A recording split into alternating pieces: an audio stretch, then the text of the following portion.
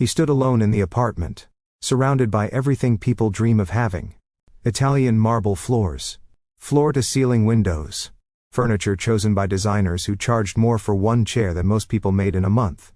Every room spoke of wealth, of success, of arrival.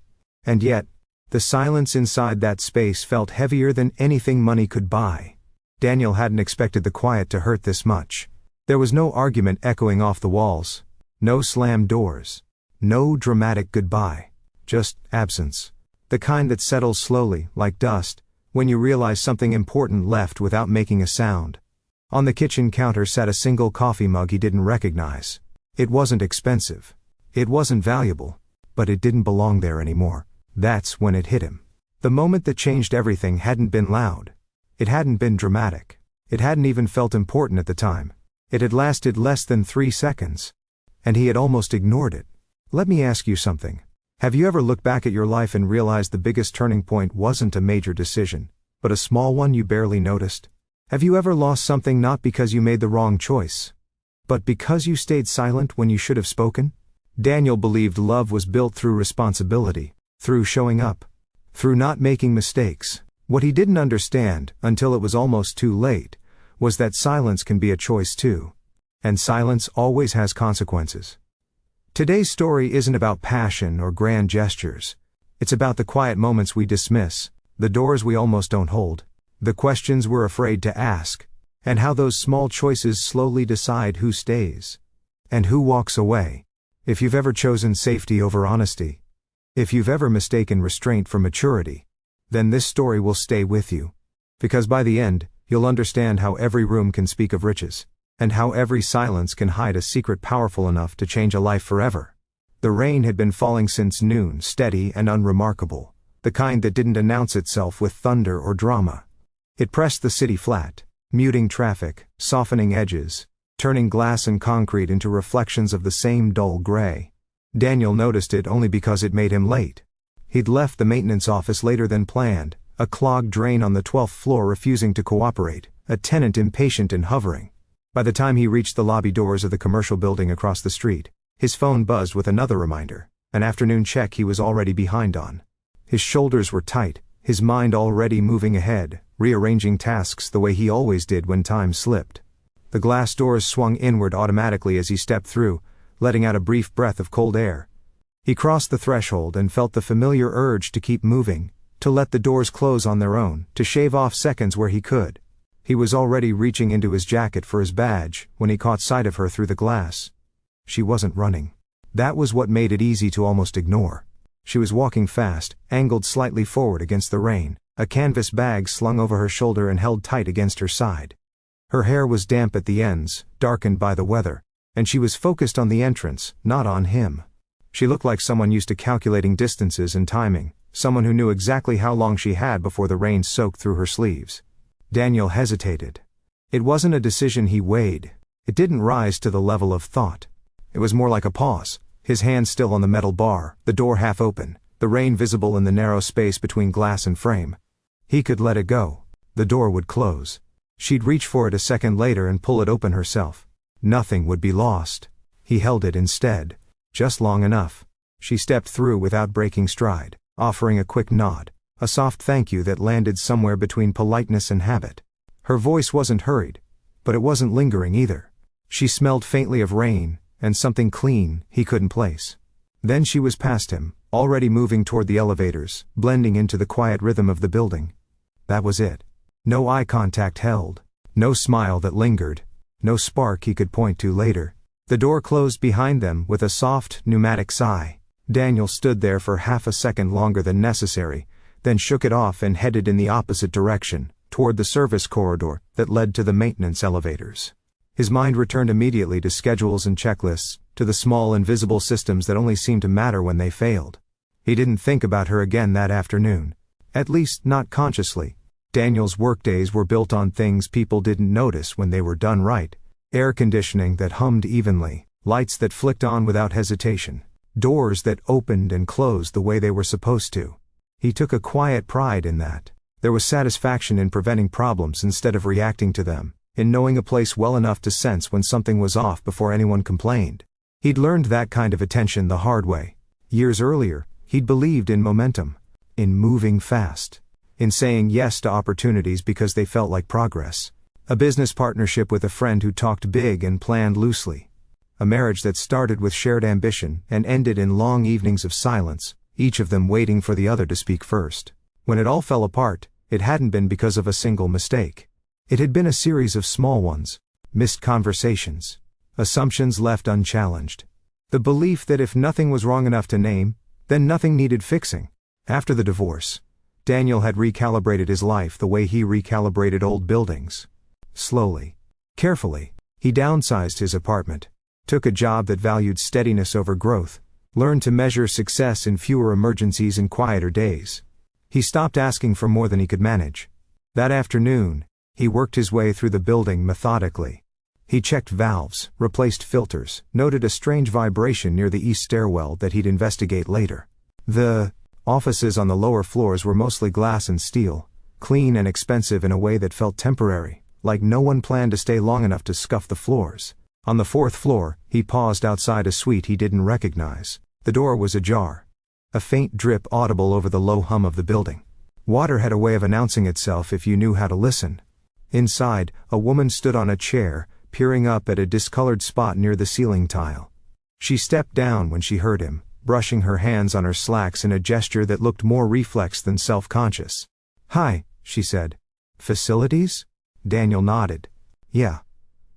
I heard the leak from the hall." She looked relieved, the tension in her shoulders easing. "I put in a request this morning. I wasn't sure when."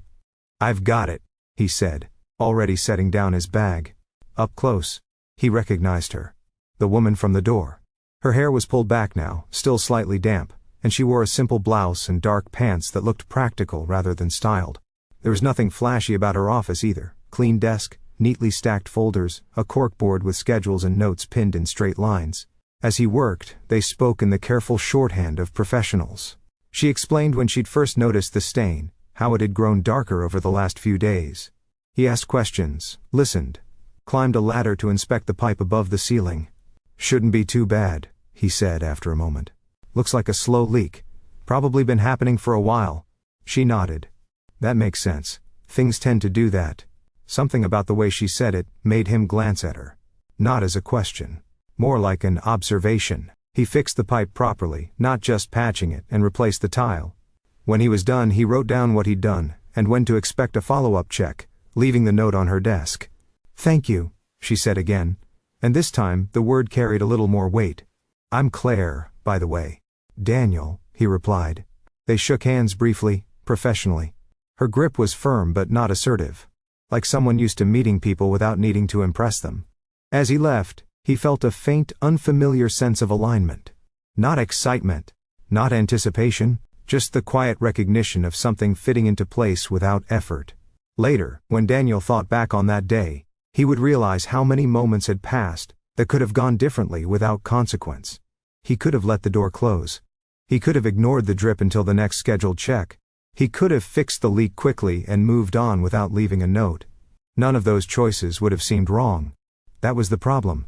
Because the choices that shape lives rarely arrive, labeled as important. They come disguised as manners, as habits, as seconds you almost don't spare. And that afternoon, without knowing it, Daniel had made one. Daniel didn't linger after the repair. He packed his tools with the same care he used for everything else, checked the ceiling one last time, and moved on to the next task on his list. By the time he finished for the day, the rain had thinned to a mist that clung to the sidewalks and softened the streetlights into halos. He drove home with the radio low, traffic slow, his mind quiet in the way it got when nothing urgent pressed for attention. That night looked like most of his nights. Leftovers reheated in the microwave. A quick scan of emails he'd answer in the morning. A shower that ran a little longer than necessary, more for the sound than the warmth. He stood in front of the bathroom mirror afterward, towel around his waist, studying a new crease forming near his eyes. Not with concern. Just noticing. His life had become very good at that, observing without reacting. He slept without dreams. Or at least without remembering them. The days that followed settled back into routine. Buildings to inspect. Tenants to appease. Problems small enough to solve before they turned into stories people told each other. Daniel moved through it all with practiced efficiency, His presence registered only when something needed fixing. It wasn't until later in the week that he saw Claire again. This time, it was in the elevator. They stepped in from opposite ends of the lobby, both reaching the doors at nearly the same moment. Daniel held them open again without thinking. She smiled this time, not wide, not lingering, but present. "Looks like it held," she said, nodding toward the ceiling as the doors slid shut. "So far," he replied. "I'll check it again next week." She watched the floor numbers climb. "I appreciate that. Most places just patch and forget." He shrugged. "Forgetting's usually when things get expensive." The elevator hummed upward. The silence between them wasn't awkward, but it wasn't empty either. It felt like a pause that didn't need filling. When the doors opened on her floor, she hesitated for a fraction of a second. "I usually grab lunch at the cafe on the corner," she said, as if stating a general fact. "If you're ever around." Daniel nodded. "Yeah. I've been there." She stepped out, the doors closing between them before anything more could be said. He stood alone again, surprised by how long the brief exchange stayed with him. It wasn't the invitation. It wasn't even the possibility of company.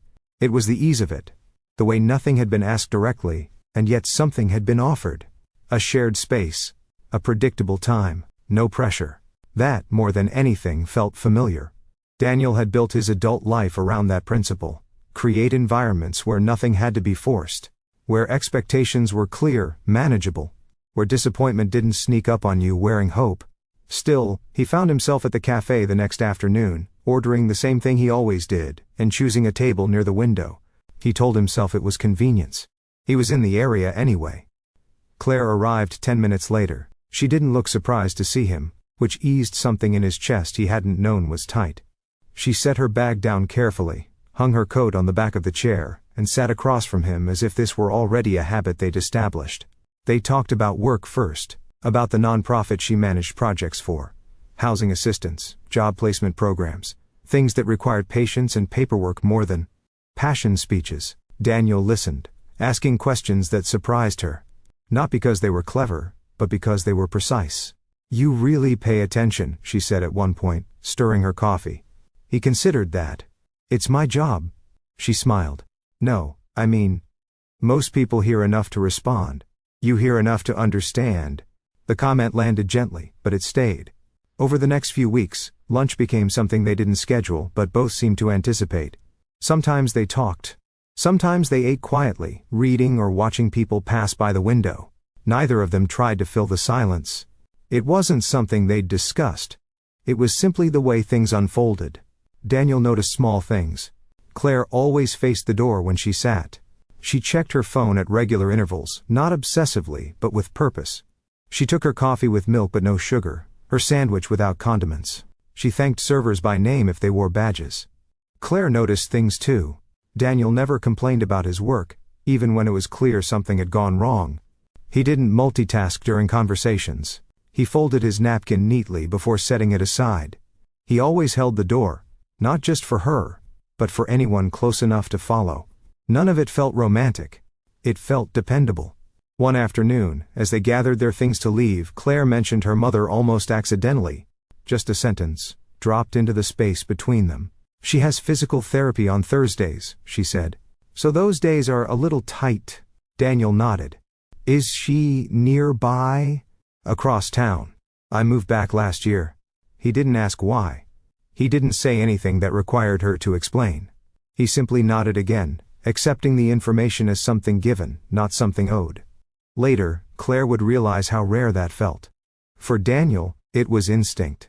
He had learned what happened when you asked questions you weren't prepared to hear the answers to. He had learned that curiosity carried responsibility. Still, the thought of her moving her life for someone else lodged quietly in his mind. Not as admiration, as recognition. Because he had done the same thing once. Had reshaped his future around a partnership that hadn't lasted. Had told himself it was commitment when, in truth, it was momentum without alignment. That night, alone in his apartment, Daniel stood at his window and looked out at the city. Lights flickered on in other buildings. Lives contained in rectangles of yellow and white. He wondered, not for the first time, how many of those lives had been altered by moments so small no one thought to mark them. A held door. A delayed question. A silence mistaken for safety. He didn't yet see Claire as a turning point.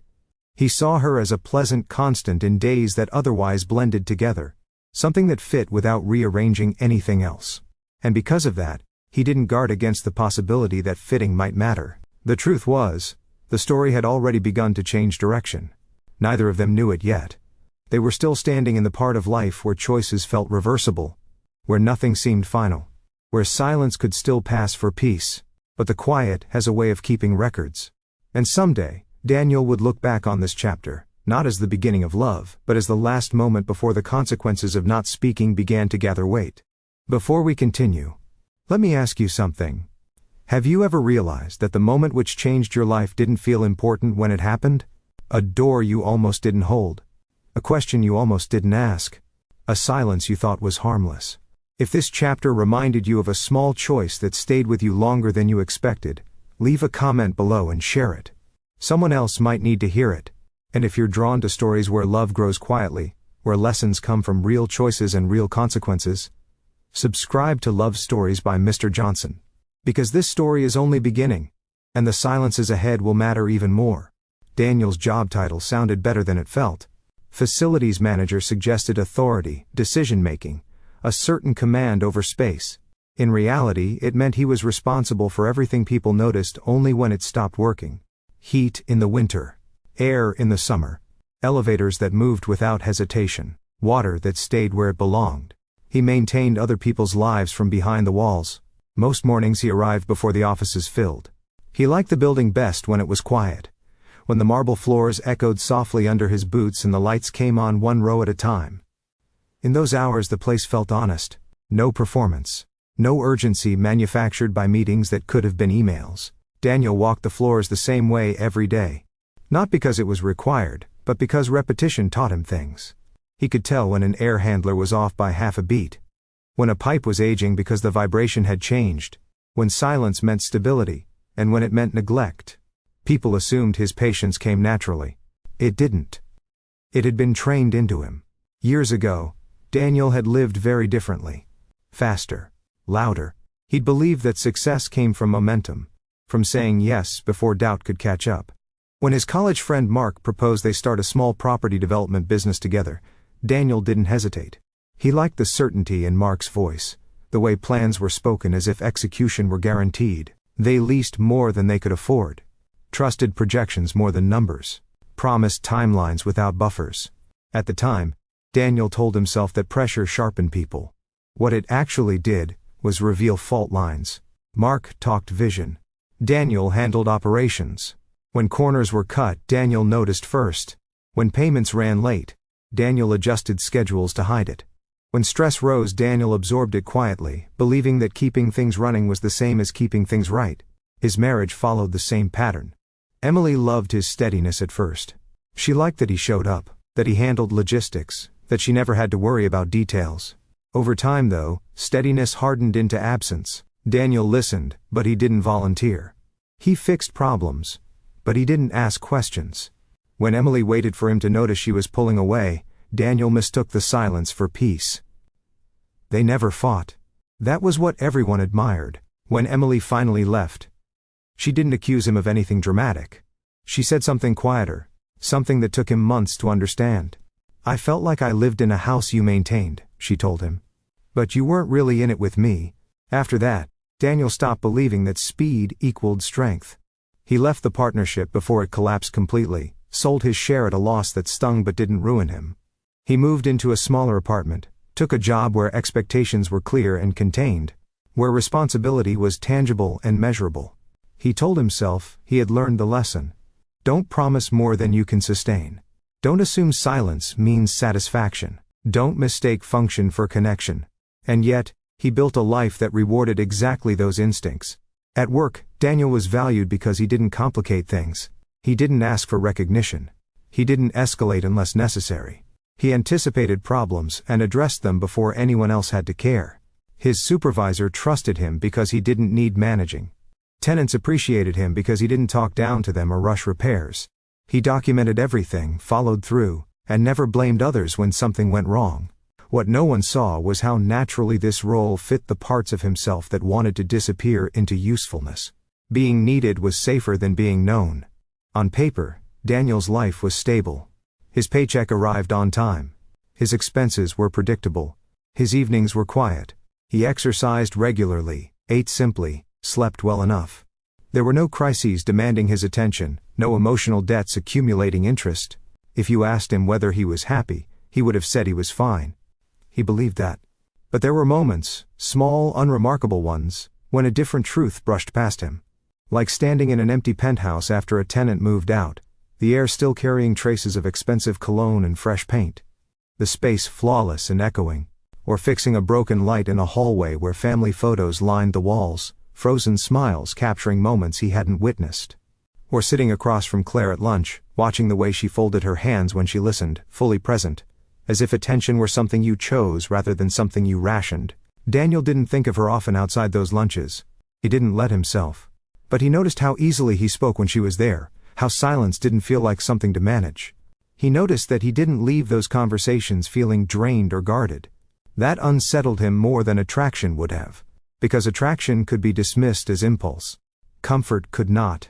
One afternoon, he caught himself checking the time earlier than usual, gauging whether he could finish his last task before lunch. The realization irritated him. He disliked when patterns shifted without permission. He told himself it was nothing. Human behavior was full of small inconsistencies. Not everything needed interpretation. That belief had protected him for years. It had also cost him things he hadn't known how to name until they were gone. As Daniel moved through another quiet morning, clipboard tucked under his arm, he paused outside a mechanical room and listened. Everything sounded right. The building was holding. So was he. For now. But somewhere beneath the calm, a pressure was beginning to form. Not enough to alarm him. Not enough to demand action. Just enough to suggest that maintenance alone was no longer sufficient. And Daniel, who had built his life around preventing problems, did not yet recognize what happens when the system you rely on starts asking for more than upkeep. He would. But not yet. The first time Daniel realized his life ran on containment rather than connection, he dismissed the thought as fatigue. It happened late one evening, after a long day of minor emergencies that never rose to the level of crisis. A stalled elevator. A flickering panel. A tenant irritated not because anything was truly wrong, but because inconvenience felt personal when you paid enough to expect perfection. By the time Daniel got home, his body carried the familiar weight of being useful. He cooked dinner, cleaned the pan immediately after, wiped the counter until it shone. The apartment settled into silence the way it always did, orderly, predictable, undemanding. He sat at the small kitchen table and ate without distraction. Halfway through, he stopped. There was nothing wrong with the food.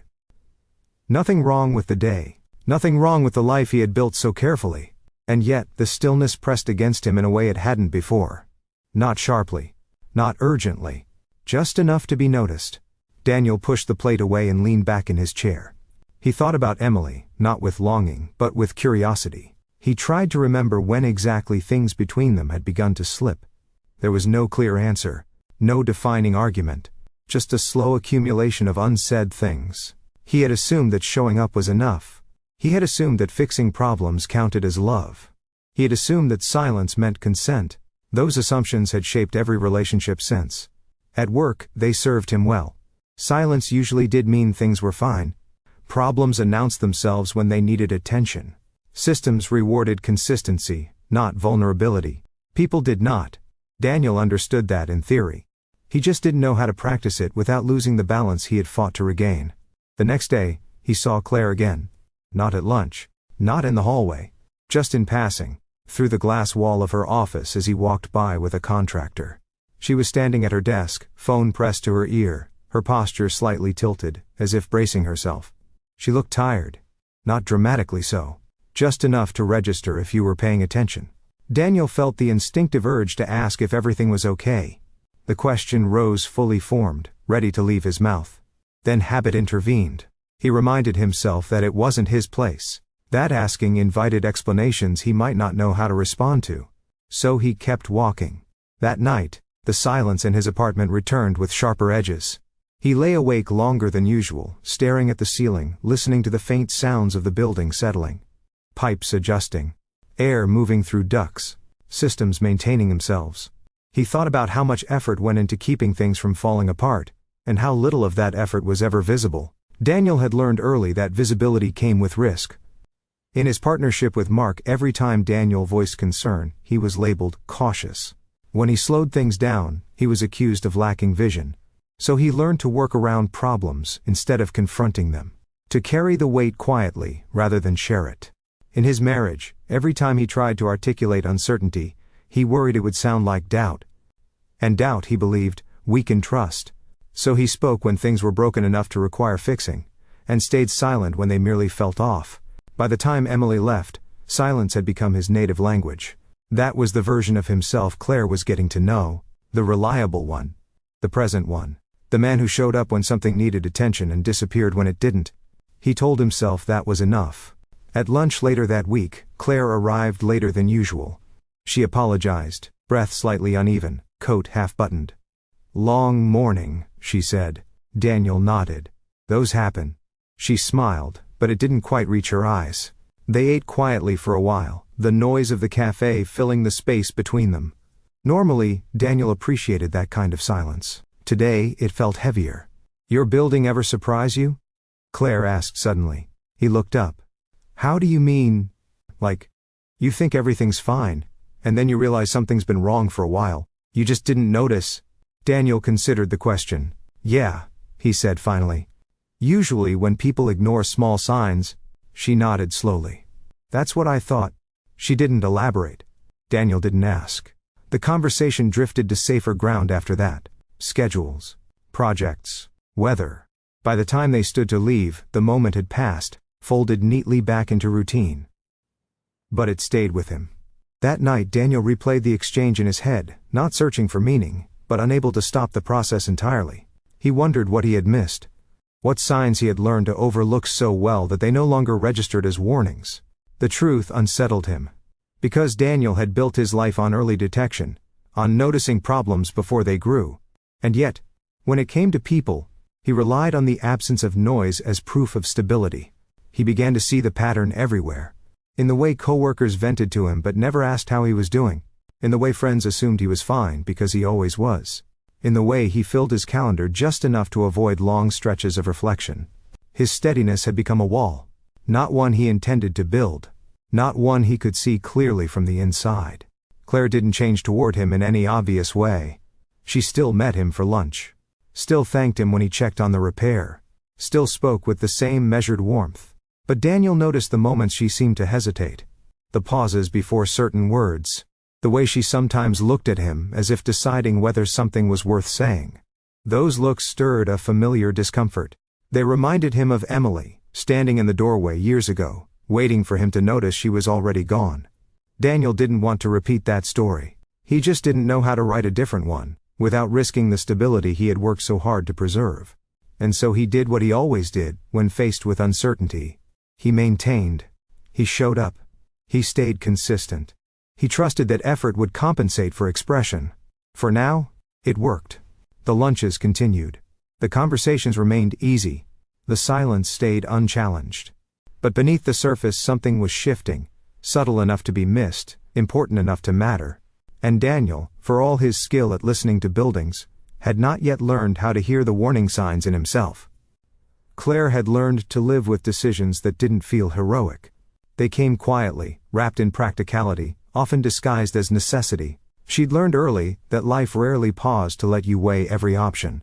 Most of the time, you chose while already moving. The call about her mother came on a Tuesday morning, ordinary in every way that mattered. Claire had been standing in line for coffee, mentally rearranging her schedule, when her phone vibrated. She almost ignored it. She didn't recognize the number. She answered anyway. By the end of the call, her coffee was cold, the line behind her irritated, and the version of her life she'd been building carefully over the last 5 years no longer applied. The stroke wasn't catastrophic, the doctor said. But it wasn't small either. Recovery would be slow, uncertain, and it would require someone present enough to notice changes before they turned dangerous. Claire didn't ask how long she had to decide. She already knew. Within 3 weeks she had given notice at her firm, packed her apartment, and moved back into the city she'd worked so hard to leave. Friends praised her devotion. Coworkers admired her sacrifice. Her supervisor told her she was doing the right thing, the phrase spoken with the confidence of someone who wouldn't be affected either way. Claire accepted all of it politely. What she didn't say, what she barely allowed herself to think, was that part of her felt relieved. Her career had been successful in the way people like to point to. Long hours, tight deadlines, projects that looked impressive on paper. But the pace had been relentless, the expectations elastic enough to stretch until they snapped back without warning. There was always one more milestone to hit, one more late night that would be worth it later. Later had never arrived. Moving back felt like stepping off a moving walkway that had been speeding up for years. The sudden stillness was disorienting, but it let her breathe again. She took the non-profit job because it made sense. The pay was lower. The hours were steadier. The work required patience more than urgency. She coordinated projects that moved slowly and mattered quietly. Housing placements, resource networks, outcomes that didn't photograph well but changed lives all the same. Her days became structured around responsibility instead of ambition. Mornings started early. She helped her mother with medication, physical therapy exercises, small tasks that required repetition and attention. She learned how to notice subtle changes, fatigue that lingered, confusion that came and went. She learned to ask questions without alarming, to monitor without hovering. Caregiving taught her restraint. At work, she carried those habits with her. She planned thoroughly. She labeled everything. She left notes for whoever came after her. She learned how to be dependable in a way that didn't require recognition. People assumed she was selfless. Claire didn't correct them. What she didn't explain was how quickly need recalibrated her sense of worth. How being relied upon made it easier to ignore what she wanted. How minimizing herself became less a choice and more a reflex. She stopped expecting things from people because expectation felt like a liability. Gratitude was safer. Gratitude didn't disappoint. By the time she met Daniel, she had been living this way long enough that it felt permanent. She noticed him first as a presence rather than a person. The way some people register as part of the environment, consistent, unintrusive, reliable. He didn't interrupt. He didn't rush. He fixed what needed fixing, and left things better than he found them. That mattered to her. Claire worked in spaces that spoke loudly about success. Glass walls, clean lines, expensive finishes. She had learned that wealth often masked fragility, that silence in places like these didn't always mean stability. Sometimes it meant neglect no one wanted to admit to. When the ceiling stain appeared in her office, she'd sighed more from familiarity than concern. Small problems ignored long enough always announced themselves eventually. Daniel hadn't ignored it. He listened when she explained. He didn't question her assessment. He fixed the problem fully, not temporarily, and left documentation without being asked. She had thanked him, and meant more than the word suggested. At lunch later that week, sitting across from him in the cafe, Claire found herself relaxing in ways she usually reserved for being alone. She didn't monitor her tone. She didn't calculate impressions. She spoke when she had something to say, and stayed quiet when she didn't. That ease surprised her. She didn't mistake it for romance. She was careful about that. Romance, in her experience, arrived with demands she didn't have room for. It required availability she could no longer guarantee. It asked questions she wasn't sure she wanted to answer. But there was something steady about Daniel that felt compatible with the life she was living now. He didn't pry. He didn't fill silences. He didn't assume. That made her feel seen without being exposed. Still, there were moments, quiet ones, when Claire felt the familiar tug of conflict. The sense that staying small had protected her at the cost of something else. That she had become very good at surviving and less practiced at choosing. When she mentioned her mother in passing, Daniel accepted it without comment. She appreciated that. She also wondered what it would be like to be asked more. She told herself it didn't matter. Her life was full. Her responsibilities were clear. She didn't need complications. And yet, as the weeks passed, Claire found herself noticing the same pattern Daniel did. How lunches repeated, how routines formed without discussion, how absence would have been felt if one of them stopped showing up. She understood cause and effect. She lived by it. What she didn't yet understand was that avoidance had consequences too.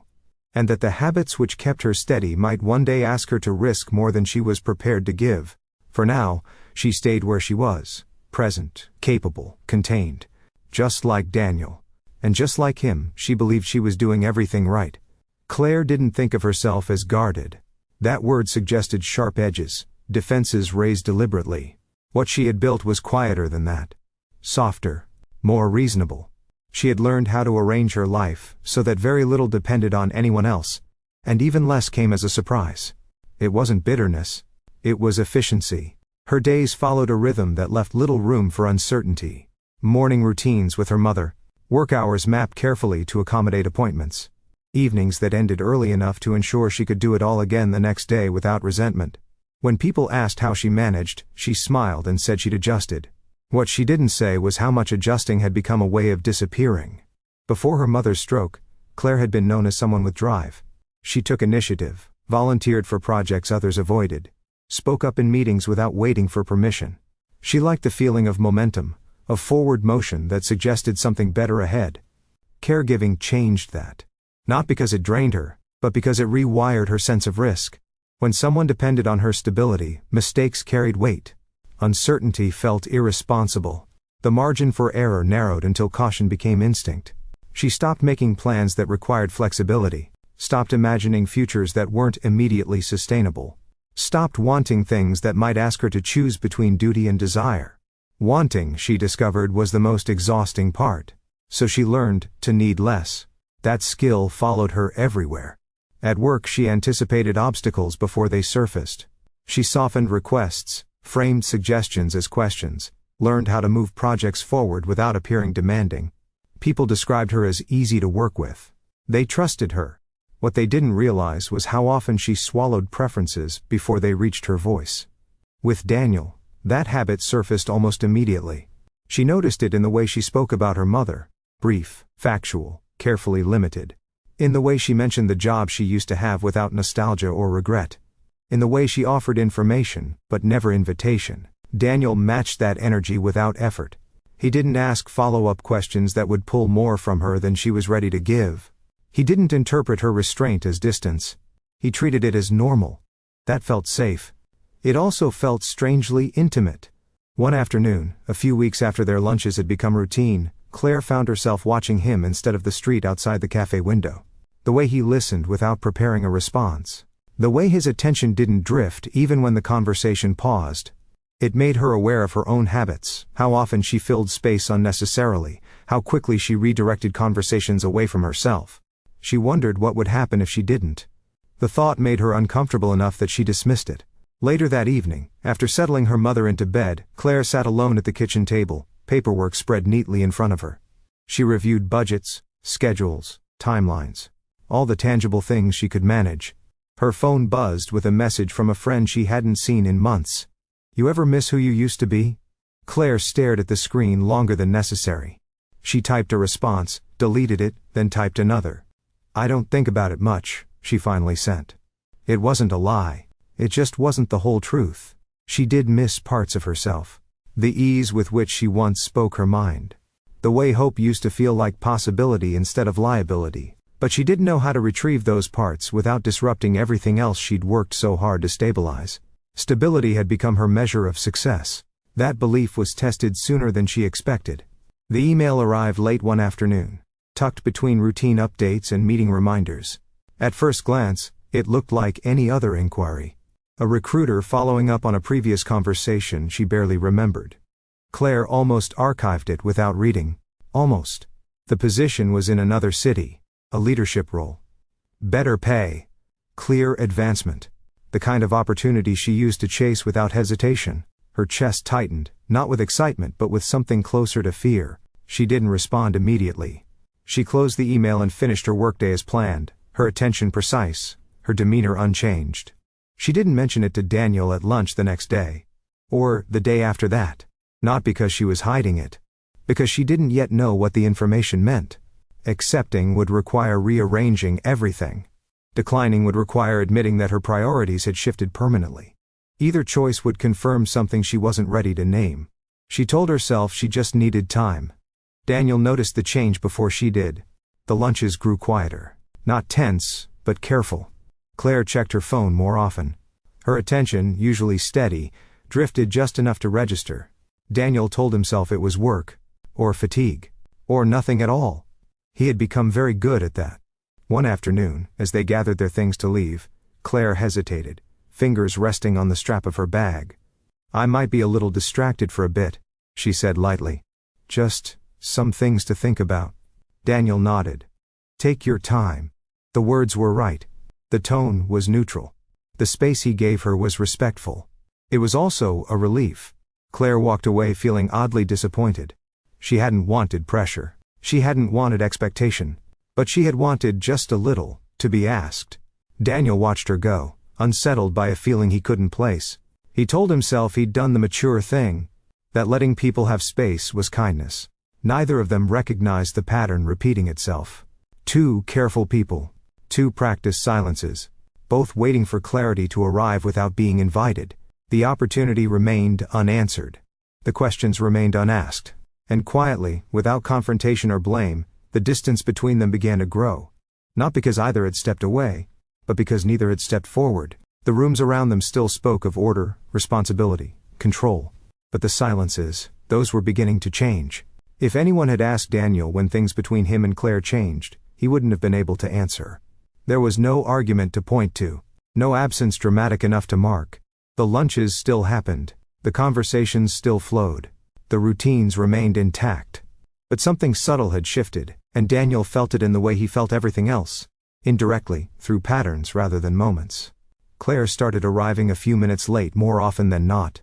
She apologized each time, always with a smile, always with a reason that made sense. Daniel waved it off, genuinely unbothered. He understood schedules. He respected constraints. What unsettled him wasn't the lateness. It was the way she seemed elsewhere when she arrived. Not distracted in a careless way. Focused, still. Just divided. As if part of her attention had already moved ahead, leaving the rest behind to handle the present. Daniel recognized that posture. He'd worn it himself for years. At work, he noticed it more sharply. The way she paused before responding to emails. The way she reread documents longer than necessary. The way she sometimes stood in her office doorway after he finished a routine check, as if considering whether to say something more. She never did. Daniel told himself it wasn't his role to invite it. He had built his sense of integrity around not overstepping. Around letting people manage their own lives without interference. Around the belief that respect meant restraint. That belief had served him well. It had also taught him how to stay out of reach. One afternoon, he arrived at Claire's office to perform the scheduled follow-up on the earlier repair. Everything was holding. Just as he'd expected. The ceiling tile was dry. The pipe steady. No signs of new leakage. Looks good, he said, closing his clipboard. That's a relief, Claire replied. I hate when things resurface. Usually they don't, Daniel said. If they're addressed early. She studied him for a moment, something unreadable in her expression. That's good to know. He felt again the instinct to ask what she meant. Again, he didn't. Instead, he packed up his tools and nodded toward the door. I'll check in next month. She hesitated. Daniel. He turned back. Thanks, she said. Not just for the repair. That much was clear. You're welcome, he replied. The exchange lingered after he left, echoing in the quiet of the hallway. Daniel disliked that feeling. The sense that something important had passed just out of reach. It made him restless in a way he couldn't quite justify. Later that week they didn't cross paths at lunch. The next day, Daniel arrived at the cafe anyway. Habit carried him there, before intention caught up. He ordered his usual, took his usual seat, and told himself he'd leave in 10 minutes if she didn't show. She didn't. Daniel finished his meal alone, the chair across from him conspicuously empty. The absence felt louder than he expected. Not painful. Just noticeable. He reminded himself that routines change, that nothing had been promised. That expectation was a risk he hadn't agreed to take. Still, as he gathered his things, he caught himself glancing at the door one last time. That night, the quiet in his apartment pressed in again. Daniel stood in his kitchen, a glass of water in his hand, staring out at the neighboring buildings. He thought about how often he'd confused neutrality with wisdom. How often he'd mistaken not wanting for not caring. He told himself that if Claire needed something, she would say so. The logic was clean. Reasonable. It was also incomplete. Because Daniel knew, if he was honest, that there were many things people needed but never asked for. Things that required invitation, or courage, or someone willing to risk discomfort first. That realization unsettled him more than any repair request ever had. The next time he saw Claire, it was by chance. She was standing in the lobby, phone pressed to her ear, her voice low but strained. When she noticed him, she turned slightly away, as if to shield the conversation. He caught only fragments. Yes. I understand. No, I'm not sure yet. She ended the call and exhaled slowly. Everything okay? Daniel asked, the question escaping before he could reconsider. She looked at him, surprised, not by the words, but by the fact that he'd spoken them. Yes, she said after a moment. Then, more honestly, I think so. Just decisions? He nodded. Those can take time. She studied him again, as if weighing something. Do you ever worry about waiting too long? The question landed heavier than she intended. Daniel considered it carefully. Sometimes, he said. I worry about acting too fast. Claire smiled faintly. I guess we all worry in opposite directions. The doors opened behind them, people flowing in and out, the moment dissolving back into movement. Claire stepped toward the elevators. I should go, she said. Yeah, Daniel replied. As she walked away, Daniel felt the familiar urge to let the moment pass. To trust that patience would resolve what urgency complicated. But something held him in place. Not impulse, not panic. Just a quiet awareness that maintenance alone might no longer be enough. For the first time in a long while, Daniel considered the possibility that silence was not protecting him, but delaying something he would eventually have to face. And that realization, small as it was, marked the beginning of a new kind of tension, one built not on conflict but on the growing cost of restraint. The building around him remained calm, systems functioning, problems contained. Inside him, however, a question had begun to circulate, unanswered, persistent, and no longer easily ignored. Claire didn't take the elevator right away. She stood near the glass wall of the lobby, watching people pass, her reflection faintly layered over the city outside. The conversation with Daniel replayed in her head, not because of what was said, but because of what almost was. Do you ever worry about waiting too long? She hadn't planned to ask that. The question had slipped out, carried on the weight of weeks she'd spent thinking without deciding. Daniel's answer had been measured, honest, and incomplete in a way that felt familiar. Opposite worries. Same result. At her desk upstairs, Claire closed the door and sat down without turning on her computer. She rested her hands flat on the surface, grounding herself the way she had learned to do during long days at the hospital with her mother. Breathe. Observe. Don't rush. The email was still there. She opened it again, reading the details she already knew by heart. The role was solid. The organization reputable. The expectations clear. It was, by every practical measure, a good move. It just wasn't an easy one. Her mother's condition had stabilized, but stable didn't mean independent. Progress came in increments so small they were visible only over time. Claire knew the patterns now, the good days, the setbacks that followed, the way exhaustion hid behind competence. Leaving wouldn't mean abandoning her. There were options. Care plans. Support systems. None of them were perfect, but none of them were impossible either. That was what complicated things. Claire had built her life around the idea that she stayed because she had to. Admitting that she now had a choice unsettled that foundation. It forced her to ask whether stability had become an excuse, whether safety had slowly replaced intention. She thought about Daniel then. Not as a reason to stay or go, but as a mirror. He represented something she hadn't named until recently. A life that didn't ask her to perform. Someone who didn't require her to justify her limits or apologize for her pace. Being around him didn't exhaust her. That mattered more than she wanted to admit. Still, she hadn't told him about the offer. Not fully, not honestly. She'd framed her distraction as vague decisions, keeping the details contained until she could present them cleanly, responsibly. She believed that was maturity, but sitting there alone, Claire felt the first crack in that belief. Because containment wasn't the same as clarity, and responsibility, she was realizing, could become another way to avoid vulnerability. Later that evening she arrived home to find her mother asleep in the living room, the television murmuring softly. Claire covered her with a blanket and stood there for a moment, watching the steady rise and fall of her chest. Love, she thought, was often quiet work. It didn't announce itself. It didn't demand attention. It showed up consistently, without spectacle. She had built her entire adult life around that principle. So why did the thought of leaving now feel like a loss rather than a gain? The next day, Daniel found himself walking more slowly than usual. It wasn't intentional. His pace just adjusted. He took longer routes through the building, double-checked systems that hadn't given him reason to doubt them. He lingered outside Claire's office longer than necessary before knocking, then moved on when he heard voices inside. He told himself he was being professional. What he didn't tell himself, what he hadn't yet learned how to say, was that he was waiting. For what? He wasn't sure. At lunch, she didn't come again. Daniel finished his meal alone for the second time that week. This time, he didn't pretend the absence was incidental. He felt it fully. Let it register without smoothing it over. He remembered something his therapist had said years ago, during the months after his divorce. Avoidance feels like peace until you measure what it costs. At the time, Daniel had nodded without really understanding. He'd been too focused on rebuilding order to question the tools he was using to do it. Now, the words surfaced uninvited. That afternoon, as he wrapped up his tasks, Daniel found himself standing outside Claire's office again. The door was open. She was alone, typing, her brow slightly furrowed in concentration. He hesitated. This time, the pause didn't resolve itself. "Hey," he said.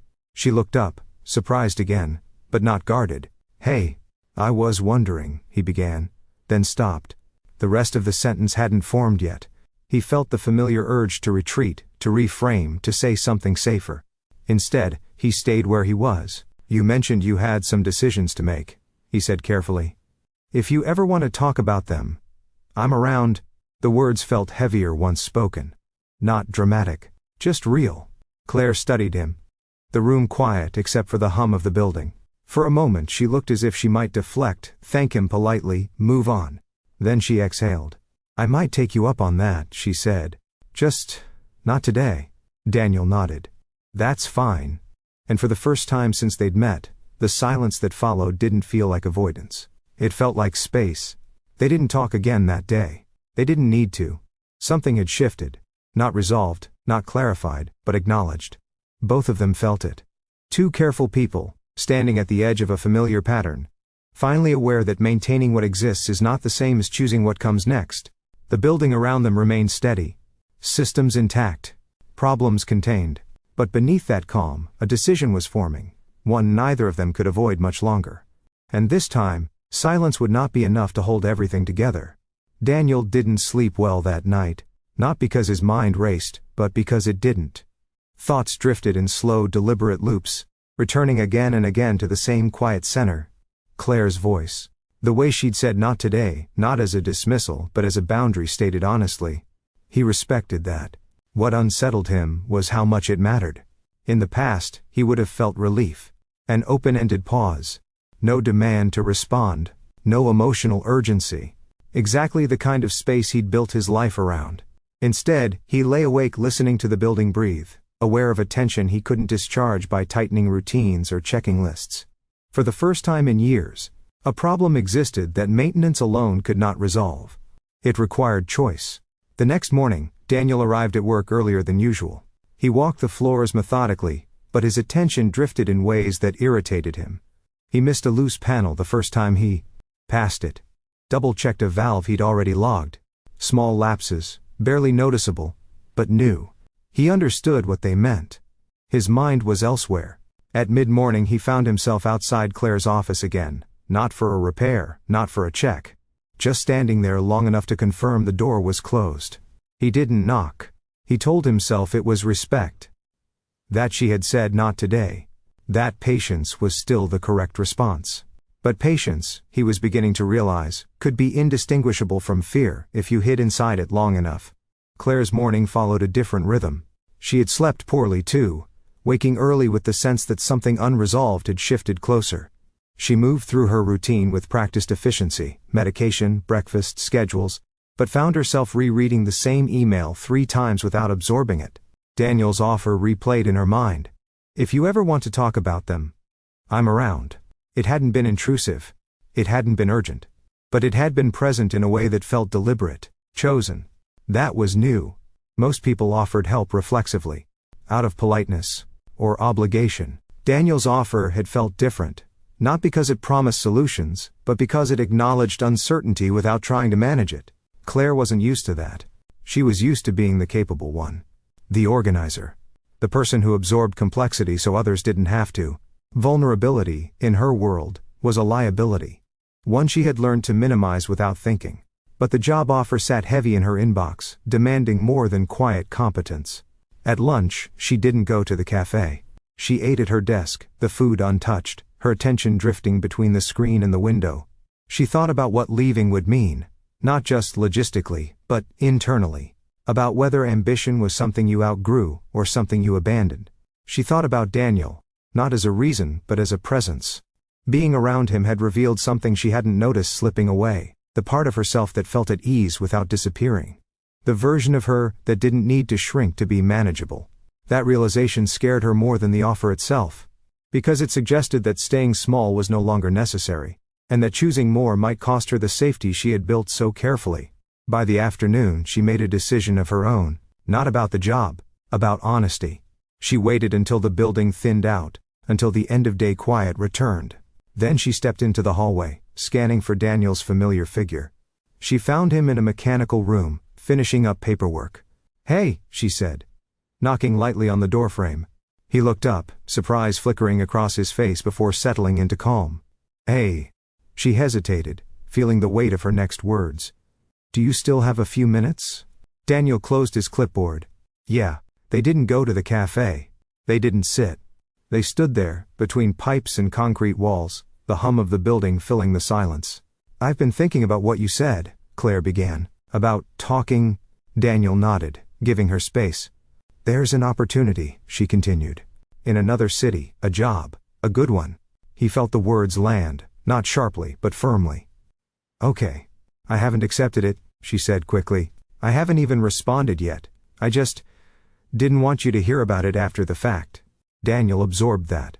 The instinctive part of him began mapping outcomes, distances, timelines. He stopped himself.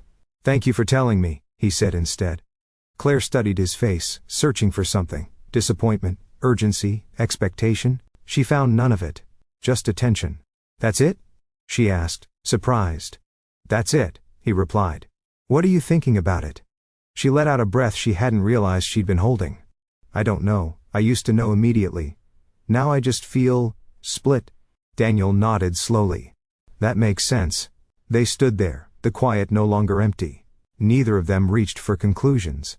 Neither offered reassurance that would close the conversation prematurely. It wasn't dramatic. It wasn't romantic. It was honest. And in that honesty, something shifted again, subtler this time, but stronger. For the first time, both of them understood that attraction wasn't the risk. Avoidance was. And that whatever came next would require more than consistency. It would require courage neither of them had practiced in a long time. They didn't talk long in the mechanical room. Not because there was nothing left to say, but because neither of them wanted to rush what had finally begun. Claire excused herself first, citing her mother's evening routine. Daniel nodded, understanding the weight behind the words without needing them explained. As she walked away, he felt something unfamiliar settle in his chest. Not loss. Not hope. Responsibility. Not the kind that came with tools and checklists, but the kind that followed truth once it had been spoken aloud. He had been invited into something unfinished, and that invitation carried an obligation he couldn't ignore. That night, Daniel skipped his usual routine. He didn't cook immediately. He didn't clean as he went.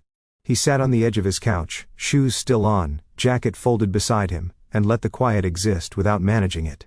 Claire's words replayed, not the content, but the courage it had taken to say them. A job. Another city. I feel split. He recognized that feeling too well, the tension between who you've been and who you might still become. Between safety earned and possibility postponed. Daniel had chosen safety years ago. He told himself it had been wisdom. But wisdom, he was beginning to suspect, was not the same as avoidance with better reasoning. He thought about the last time he had stood at a similar crossroads. The partnership he'd stayed in too long. The marriage he'd tried to maintain rather than deepen. Each time he had waited for certainty before acting. Certainty had never come. Only consequences. Sleep came late. When it did, it was shallow. The next morning, Daniel moved through his day with a heightened awareness of everything he usually took for granted. The building's rhythms. The people who passed him without seeing him. The comfort of being competent without being known. At lunch, he didn't go to the cafe. Instead, he walked the block twice, hands in his pockets thinking. He wasn't in love with Claire. He knew that. What he felt was quieter, more unsettling. She mattered enough that losing her without ever having chosen would feel like a failure of character, not circumstance. That distinction mattered to him. Claire's day unfolded with similar unease. After telling Daniel about the offer, she'd expected relief. Instead, she felt exposed in a way that surprised her. Naming the decision hadn't made it lighter, it had made it real. Her mother noticed immediately. "You're distracted," she said gently, as Claire helped her with dinner. "Just tired," Claire replied automatically. Her mother studied her for a moment. "You say that a lot." Claire smiled, then stopped. Later, after everything was settled and the apartment quiet, Claire sat alone at the kitchen table again. This time, she didn't open her laptop. She didn't review schedules. She stared at the darkened window and let herself consider the question she'd been avoiding. What did she want, if no one needed anything from her? The answer didn't come easily. She wanted room. Not distance, but space to expand without guilt. She wanted work that challenged her without consuming her. She wanted connection that didn't require her to disappear to be manageable. She thought about Daniel's presence, the way he listened, the way he hadn't tried to steer her decision, the way he had stayed when silence would have been easier. That mattered. But wanting something didn't make choosing it easier. The next few days passed carefully. They didn't meet for lunch. They didn't avoid each other either. Their interactions were brief, courteous, threaded with an awareness that hadn't been there before. Each time they crossed paths, something hovered just beneath the surface. Not urgency, but possibility. Finally, on Friday afternoon, Claire stopped by Daniel's office. "Do you have a minute?" she asked. He did. They walked outside instead, the weather clear for once, the city brighter than it had been in weeks. They didn't go far, just a bench near the building, far enough from the doors to feel separate. "I've been thinking," Claire said, "about patterns." Daniel nodded. "Me too." She smiled at that. "I've built my life around being needed. Around not asking for more than what's practical." "That's not a bad thing," Daniel said. "No," she agreed. "But it might not be the whole thing." They sat quietly, the city moving around them. "I don't know what I'll decide yet," she continued, "about the job. But I do know this. I don't want to make the decision in isolation. Not again." Daniel felt the weight of her words, and the trust in them. "You don't have to," he said. "Whatever you decide." She looked at him then, really looked, and for the first time didn't pull back from the moment. "Can I ask you something?" she said. "Yeah, why now?" she asked. "Why speak up this time?" Daniel considered the question carefully. "Because I've learned what happens when I don't," he said. "And I don't want to confuse restraint with integrity anymore." Claire absorbed that quietly. They didn't hold hands. They didn't promise anything. They sat there, two people choosing not to retreat into the safety of silence. It wasn't dramatic. But it was decisive. And both of them understood that whatever came next, whether together or apart, it would be shaped not by what they maintained, but by what they finally chose to say out loud. For the first time, the future didn't feel like something happening to them. It felt like something waiting for an answer. Let me pause here and ask you something honest. Have you ever stayed silent not because you didn't care, but because you didn't want to risk what you already had? Have you ever confused patience with fear, or responsibility with avoidance? If this chapter made you reflect on a moment where speaking up could have changed everything, share your thoughts in the comments. Your experience might help someone else find the courage to choose differently. And if you're drawn to stories where love grows through honesty, boundaries, and earned trust, subscribe to Love Stories by Mr. Johnson. Because from here on, the choices get harder, and the silence carries real consequences. The city changed its mind overnight. By morning, clouds rolled in low and heavy, pressing against the buildings as if deciding whether to stay. Daniel noticed it on his walk from the parking garage, the way the air felt thicker, less forgiving. Weather like that often brought trouble. Systems strained, tempers shorter, small problems turning loud. He adjusted his schedule accordingly. What he hadn't accounted for was how differently he was listening now. At work, the building spoke in its usual language, vents whispering, pipes ticking softly. But Daniel found his attention drifting inward. He still heard what mattered, still caught the early signs of trouble. But there was a new layer beneath it all. A quiet awareness that some systems didn't announce failure the way buildings did. Some just faded. He passed Claire's office mid-morning. The door was closed. That alone wasn't unusual. What unsettled him was the faint sense of relief he felt alongside the disappointment. Closed doors meant no decision required, no risk of saying the wrong thing. He recognized the impulse immediately. Avoidance, dressed up as patience. Daniel kept walking. Claire's morning had started with resolve. Not certainty, she didn't have that. But resolve to stop postponing discomfort under the guise of responsibility. She had reread the recruiter's email twice before responding, her fingers hovering over the keyboard longer than necessary. She didn't accept. She didn't decline. She asked questions. Clarifications about timelines. Flexibility around relocation. Options she hadn't allowed herself to consider before because she assumed wanting them made her irresponsible. When she hit send, she felt lighter. Not because the decision was closer, but because she had finally engaged with it honestly. Her mother noticed the change immediately. "You look like you slept," she said, as Claire helped her into her coat for an appointment. "I didn't," Claire replied. "But I think I rested." Her mother smiled, the kind that came from knowing more than she said. "That counts." At the office, Claire moved through her tasks with a renewed attentiveness. She caught small errors early, resolved conflicts before they escalated. The work felt purposeful again, not because it had changed, but because she had. Still, Daniel lingered at the edges of her thoughts, not as distraction, as context. She found herself replaying their conversation on the bench, the way he had named his own pattern without asking her to solve it. That kind of self-awareness felt rare, safer than promises. At lunch, she went to the cafe. She arrived early and chose their usual table without thinking. When Daniel walked in a few minutes later, surprise crossed his face before he masked it. "Hey," he said. "Hey," she replied. They sat, the moment oddly charged despite its familiarity. "I wanted to tell you," Claire began, before either of them could settle into routine. "I replied to the recruiter." Daniel nodded slowly. "How does that feel?" She considered it. "Like I stopped pretending I didn't have a choice." "That's something," he said. "It is." They ate quietly after that. Not awkwardly, but thoughtfully. The silence felt intentional now, no longer a default. Daniel noticed how much effort it took not to fill it. He wanted to ask what questions she'd sent. Wanted to know how flexible the offer really was. Wanted, he realized, to understand where he fit into the picture she was considering. The realization startled him. He had spent years believing that wanting clarity was the same as demanding outcomes. That asking questions imposed pressure. Now, sitting across from Claire, he wondered whether silence imposed its own kind of pressure. One that forced people to guess rather than decide. When lunch ended, Claire stood and hesitated. "There's something else," she said. "Not urgent, but important." Daniel waited. "My mother's follow-up appointment is next week," she continued. "They might adjust her care plan.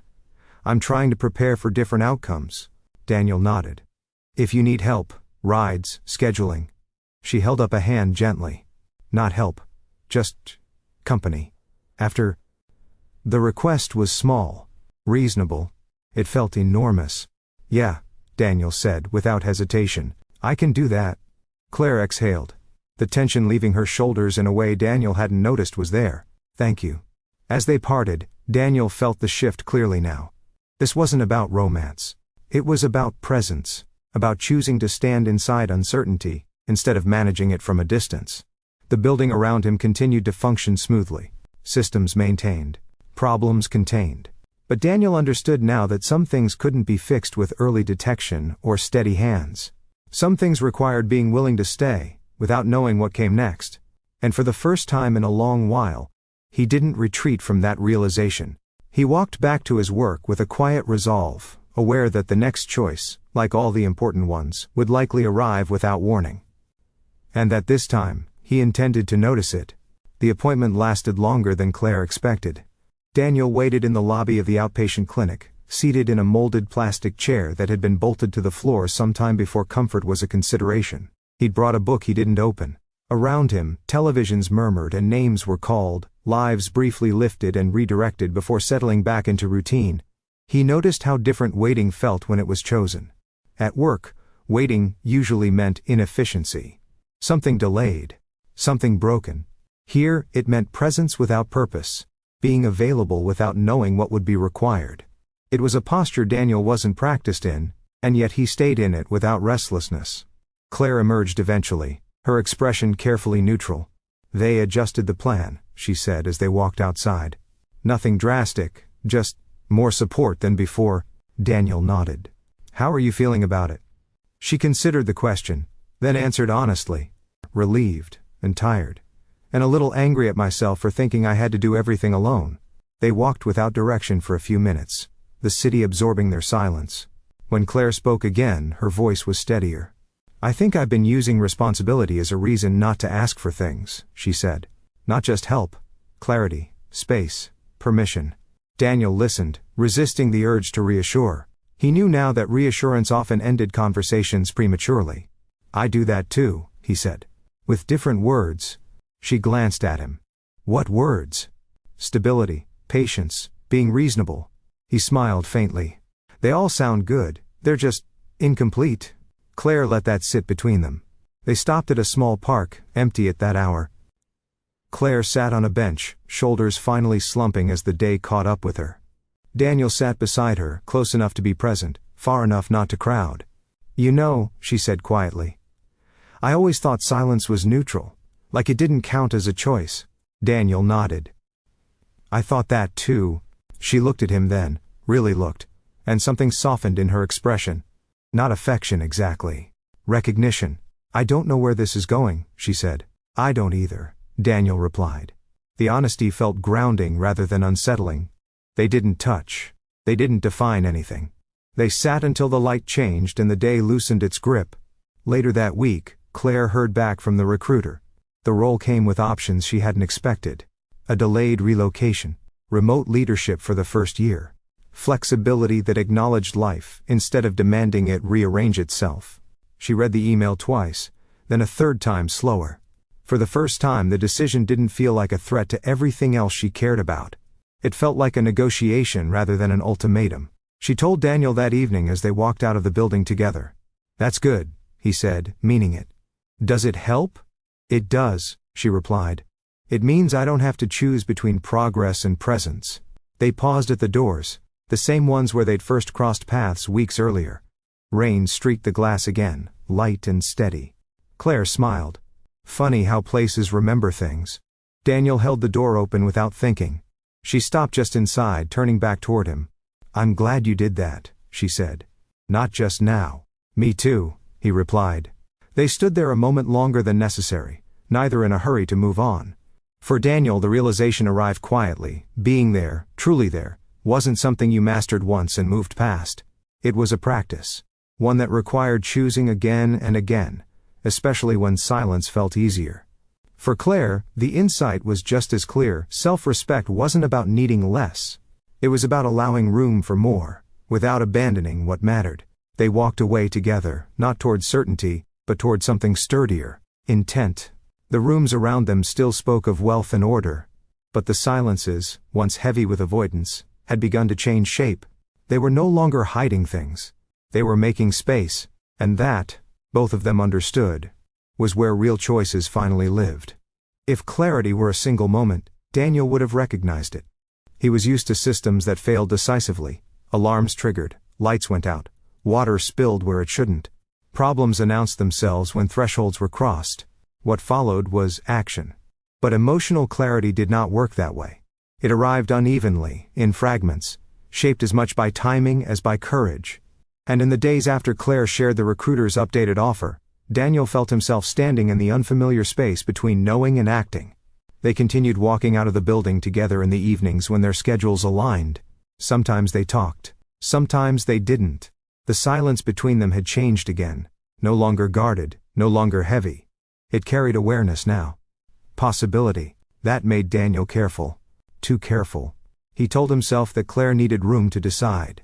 That adding his feelings to the equation would complicate things unnecessarily. That being supportive meant not inserting himself where he hadn't been invited. Each reason sounded responsible. Each one postponed the same question. Claire noticed the restraint immediately. It showed up in small ways. The way Daniel stopped conversations just short of personal. The way he checked in about her mother but never about her. The way he listened fully. And then closed the door gently on anything that might lead further. It was familiar. She had lived that pattern from the inside for years. One evening, after a long day that left her both energized and worn thin, Claire found herself irritated by his steadiness. Not because it was wrong, but because it was safe in a way that now felt incomplete. They were walking side by side, the city settling into night, when she slowed her pace deliberately. "Can I ask you something?" she said. Daniel stopped with her. "Yeah. Are you holding back?" she asked. The question landed without accusation. That made it harder.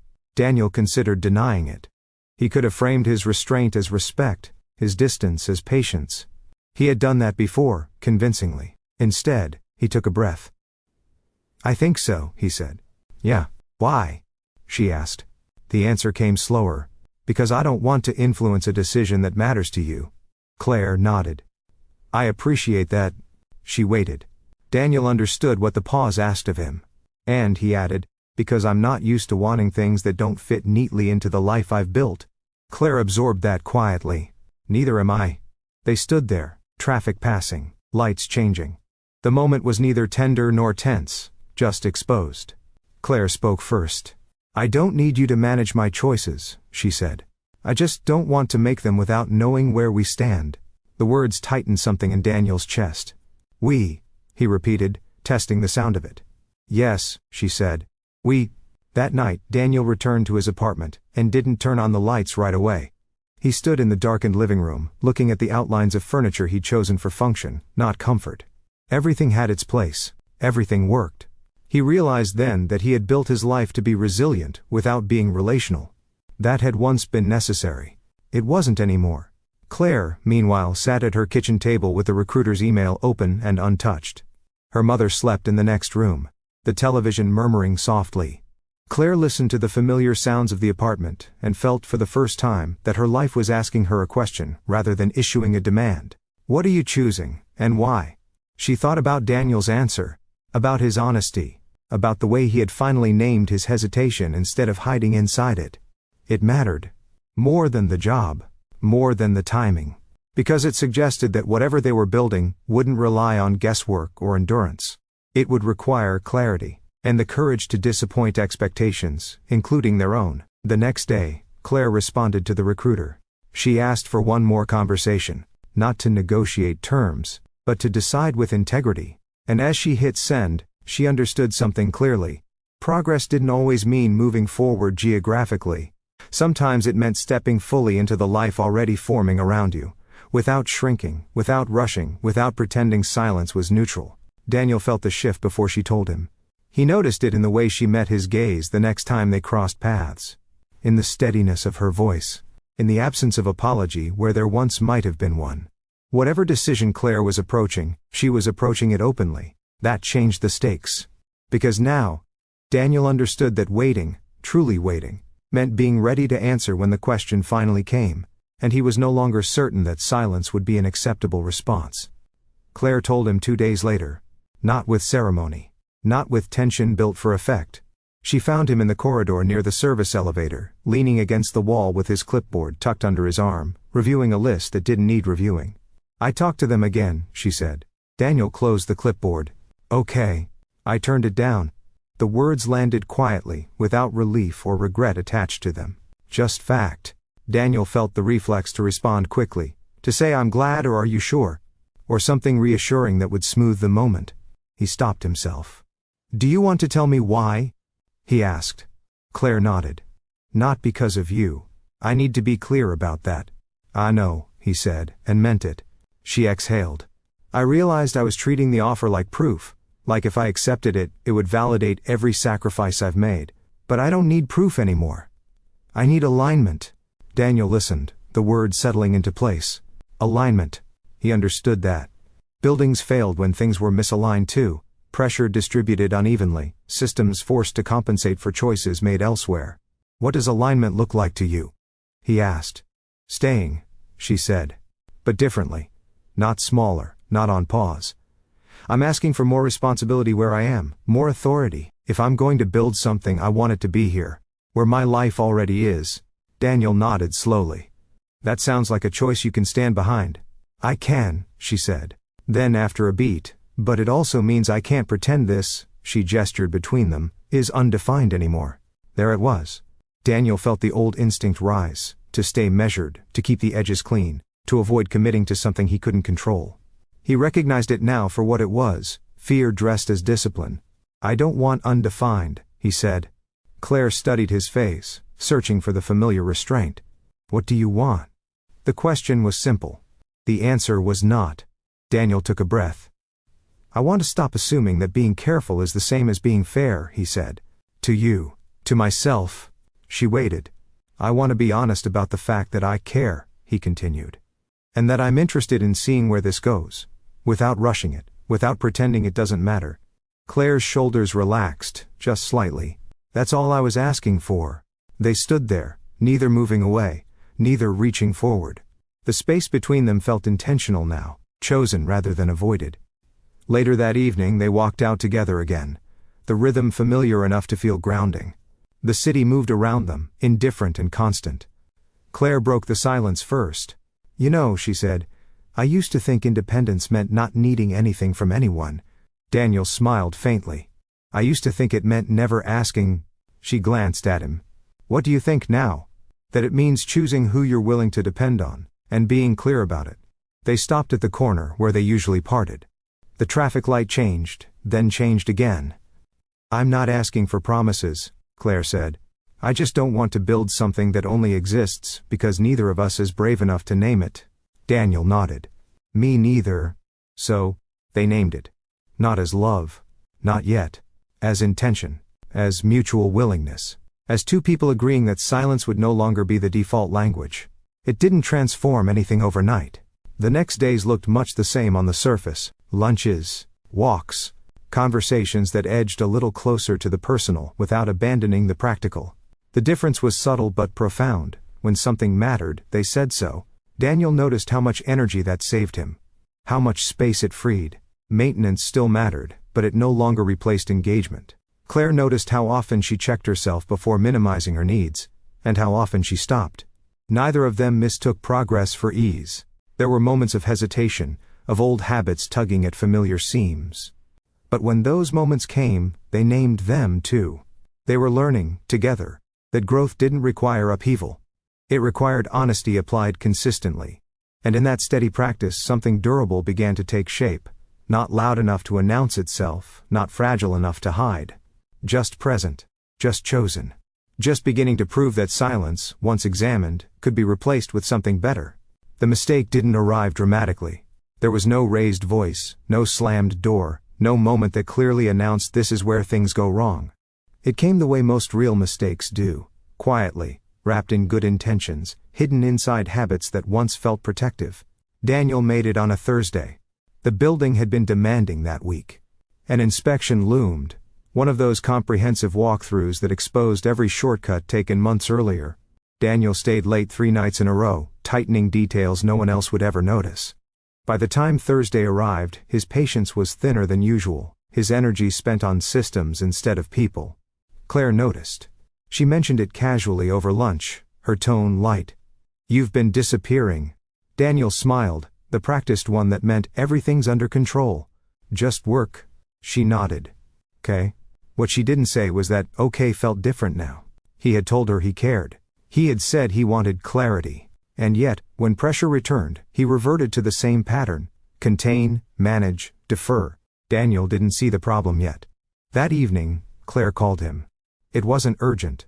Her voice was steady, but tired in the way that came from carrying too much without complaint.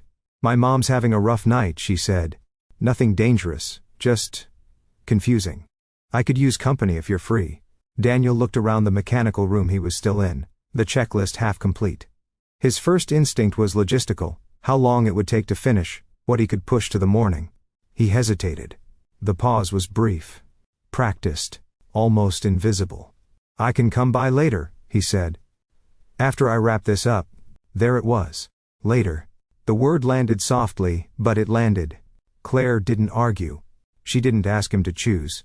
She didn't say how tired she was of being postponed by things that always seemed reasonable. Okay, she said. Drive safe. When Daniel finally arrived, it was nearly 10. The apartment was quiet, lights dim. Claire's mother was asleep, the television off. Claire sat at the kitchen table, paperwork spread neatly in front of her. The posture of someone who had already absorbed the night alone. Daniel felt it immediately, the distance. Not anger. Something colder. I'm sorry I'm late, he said. She nodded. I know. They sat together for a while, talking softly. Claire filled him in on the appointment schedule, the medication adjustments. Daniel listened, present now, attentive. But something had shifted. Claire noticed how easily he slipped into problem solving. How quickly he offered solutions when what she had asked for was presence. How his lateness had quietly reset the dynamic they'd been trying to change. She didn't confront him that night. That was the real mistake. Because restraint, when repeated, always leaves residue. Daniel went home thinking he had done enough. He had shown up. He had helped. He had stayed. What he didn't see was that the moment requiring courage had been earlier, when the choice was still clean, when later hadn't yet turned into distance. The next morning, Claire declined lunch. She said she was busy. She wasn't lying. Daniel told himself it meant nothing. But the silence between them, once intentional, once chosen, had changed again. It wasn't avoidance. It was consequence. And neither of them could undo it by pretending the timing hadn't mattered. Daniel noticed the change the way he noticed everything else, indirectly, through absence. Claire's desk was still organized.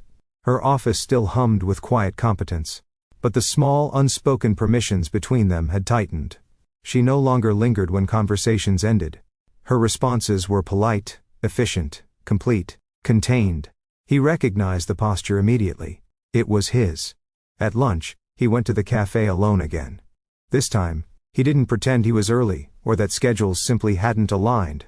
He sat with the empty chair across from him, and allowed the discomfort to register without smoothing it over. Later, he thought. He replayed the word in his head, hearing it as Claire must have heard it. Not as flexibility, but as priority reassigned.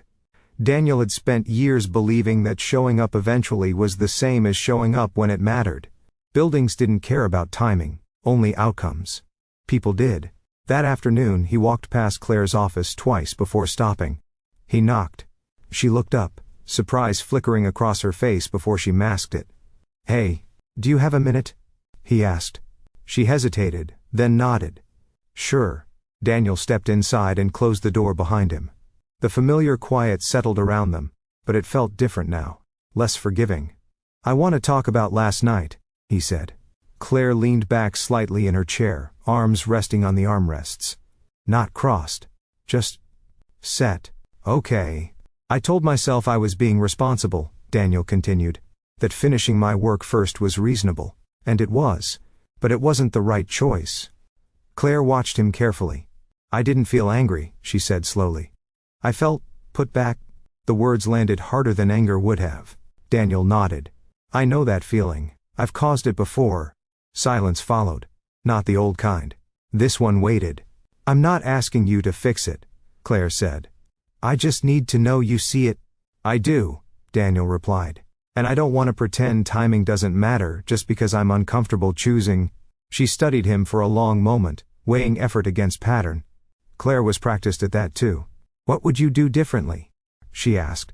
The question was the test. Daniel didn't answer immediately. He considered the temptation to promise something broad and reassuring. He resisted it. "Next time," he said, "I'll decide out loud. I won't hide behind later. If I choose work, I'll own that choice. And if I choose you, I won't make you wait for it." Claire exhaled slowly. "That's better." It wasn't forgiveness. Not yet. But it was movement. The days that followed were quieter, not distant but recalibrating. They didn't rush back into ease. They didn't pretend nothing had happened. Instead, they practiced what they'd named. When Daniel stayed late again, he told Claire ahead of time. When Claire needed space, she said so without apology. When something felt off, they named it before it hardened. It took effort. Neither of them romanticized that.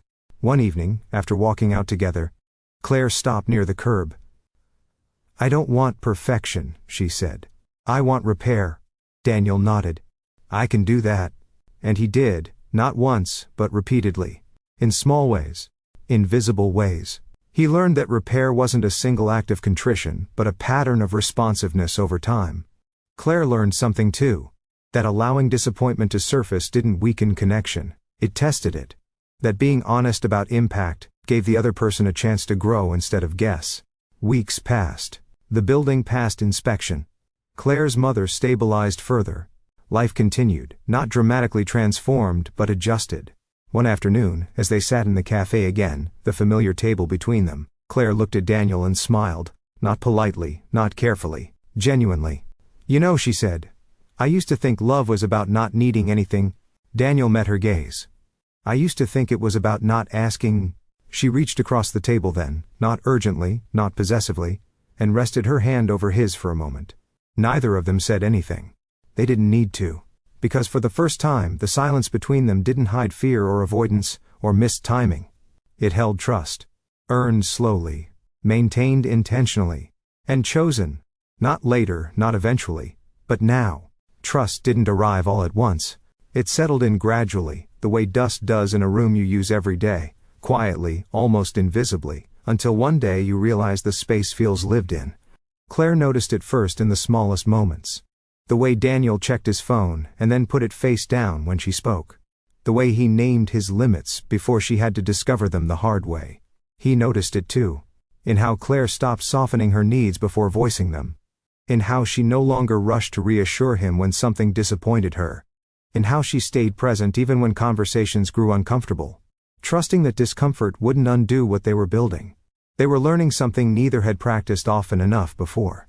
Clarity did not destroy stability. It strengthened it. The test came quietly, as most real tests do. Claire received another email from her organization. Internal this time. A restructuring. New leadership roles opening. Possibilities she'd asked for without fully expecting to receive. The timing was imperfect. The responsibilities heavier. The expectations less forgiving. She read the message twice, then closed her laptop. This time, she didn't sit alone with it. She found Daniel that evening in the lobby, packing up his tools. "Walk with me?" she asked. He nodded without hesitation. They didn't go far. Just down the block, past the cafe, past the corner where traffic always slowed. Claire explained the opportunity plainly, what it offered, what it would demand, what she wasn't sure about yet. Daniel listened, his attention steady. "What are you afraid of?" he asked, not as a challenge but as an invitation. Claire thought about it. "That I'll disappear again," she said. "Into responsibility, into being capable. That I'll stop asking." Daniel absorbed that. "What do you want instead?" "I want to grow without shrinking," she said. "I want to build something and still be here. Still be myself." He nodded slowly. "Then that's the standard." She smiled faintly. "You make it sound simple." "It's not," he said. "But it's clear." Claire felt something loosen inside her. For years, clarity had felt like pressure. Now, it felt like support. Later that night, Daniel reflected on how different this moment felt from the past. When Emily had come to him with questions about their future, he had offered solutions instead of curiosity. He had managed instead of engaging.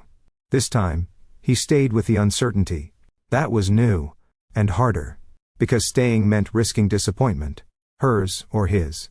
It meant accepting that love didn't guarantee alignment, only honesty. Claire noticed his effort. She noticed the way he asked before assuming. The way he didn't frame her choices around how they affected him. The way he trusted her to include him without demanding it. That trust mattered. It made the next conversation possible. A few nights later, sitting across from each other in her kitchen while her mother slept, Claire said the words she'd once avoided. "I'm afraid of losing myself again," she said. "And I'm afraid of blaming you if I do." Daniel didn't flinch. "I'm afraid of disappearing into usefulness," he said, "and calling it love." They sat with that truth, letting it exist without fixing it. What they were doing now, naming fears without assigning blame, was unfamiliar territory. It required restraint of a different kind. Not silence, but patience with complexity. Claire reached for his hand, not to steady herself, but to acknowledge the moment.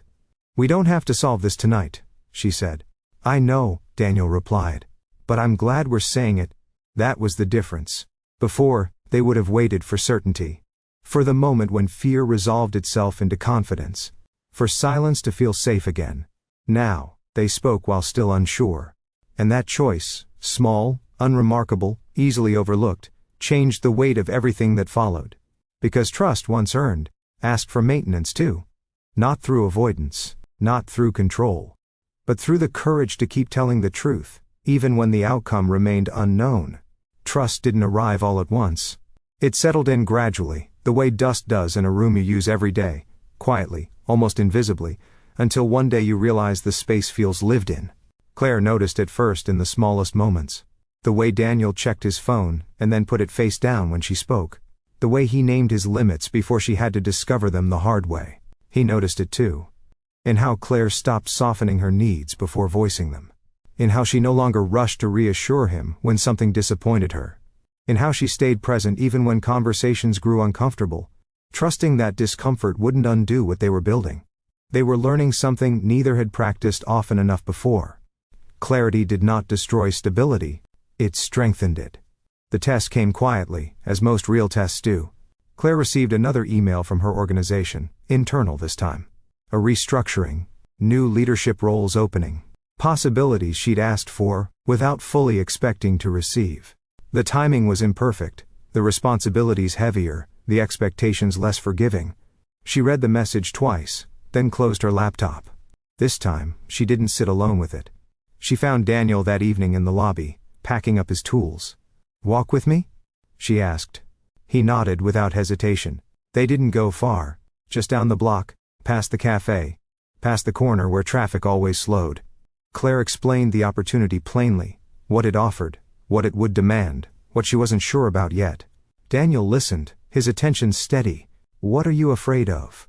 he asked, not as a challenge, but as an invitation. Claire thought about it. "That I'll disappear again," she said. "Into responsibility, into being capable. That I'll stop asking." Daniel absorbed that. "What do you want instead?" "I want to grow without shrinking," she said. "I want to build something and still be here, still be myself." He nodded slowly. "Then that's the standard." She smiled faintly. "You make it sound simple." "It's not," he said. "But it's clear." Claire felt something loosen inside her. For years, clarity had felt like pressure. Now, it felt like support. Later that night, Daniel reflected on how different this moment felt from the past. When Emily had come to him with questions about their future, he had offered solutions instead of curiosity. He had managed instead of engaging. This time, he stayed with the uncertainty. That was new. And harder. Because staying meant risking disappointment, hers or his. It meant accepting that love didn't guarantee alignment, only honesty.